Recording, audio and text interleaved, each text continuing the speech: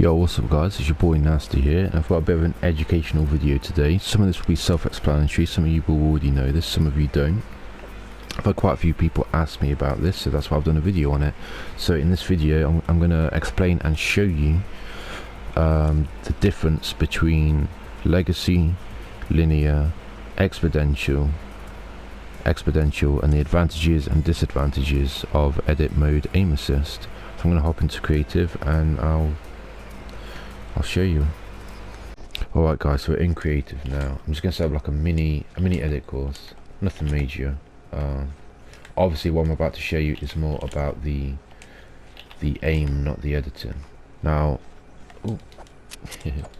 in my settings, there's three settings you can pick from. You've got legacy, linear and exponential. Now I'll show you where to find them. You go to controller options and you come down here to your advanced sensitivity. Now in your advanced sensitivity you will find linear. You see, if you look on the right hand side, you see linear, you got exponential, and then if you come further down, this is what I use, legacy. Now to turn these on, you need to use advanced options. You need to turn that on, and then I have to turn legacy look controls off.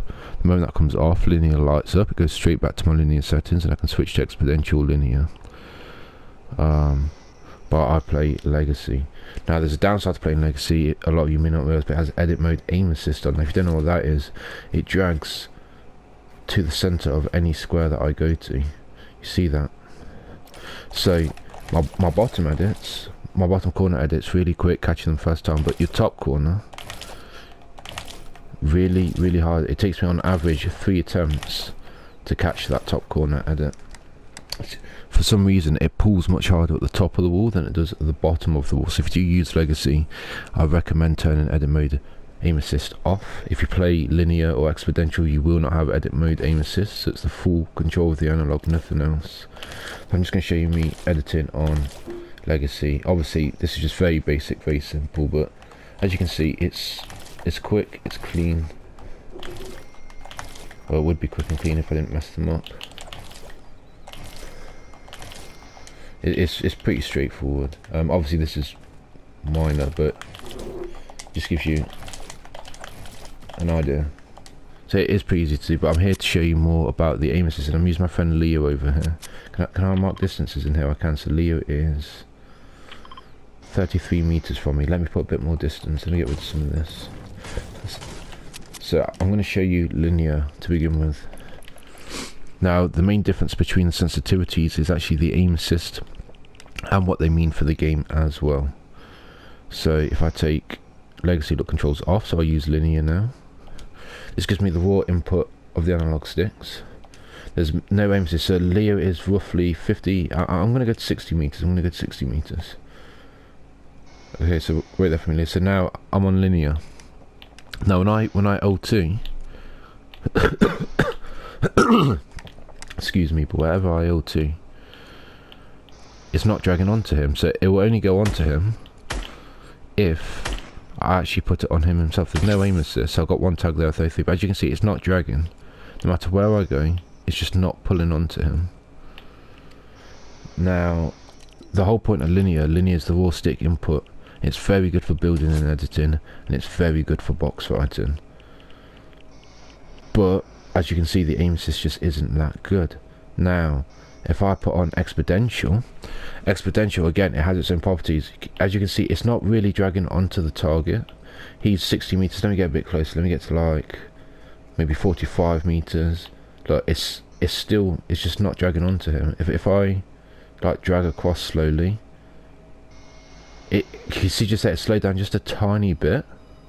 When I got near him, look, drag, slows down just slightly on the target bit. It's not dragging towards him, it's not dragging to his head, so I have to aim at him to hit him. Like, I have to get it on him to hit him. The only advantage of exponential is the tracking of the hip fire. At close range, if you hip fire, it's so powerful. It's the strongest hip fire setting in the game. It's ever so powerful. Now I play legacy because I'm a pub stomper. I play a lot of public matches. I'm not here to box fight for 6 hours or try and do retakes 24/7. So if I do that and go back on legacy. Now I'm going to show you the difference on legacy. It's actually dragged to him. Look, I'm aiming here to the right of him. I press L2. Nothing, but if I get slightly closer and then L2, look at that. It's off him. I press L2, on him, off him, on him. It's almost dragging. That drags straight to his head. Straight to his head. That's why you use legacy. It's got the strongest aim assist possible. So for public matches, that is very, very powerful. Now, if you can try to stand back there, I'll just do one more example. I'm just doing it as far back as possible, 100+ meters. Now look, it's off him, on him. I can't even see him right now because of my marker. Headshot, headshot, headshot. You see how powerful that is? That is why you use legacy, boys and girls. Thank you for tuning in. I hope you found this very informative. If there's anything that you would like to know, let me know in the comments and I'll get back to you as soon as I can. A special thank you to Leo for helping me produce the video. And bye for now, boys and girls. Thank you for tuning in.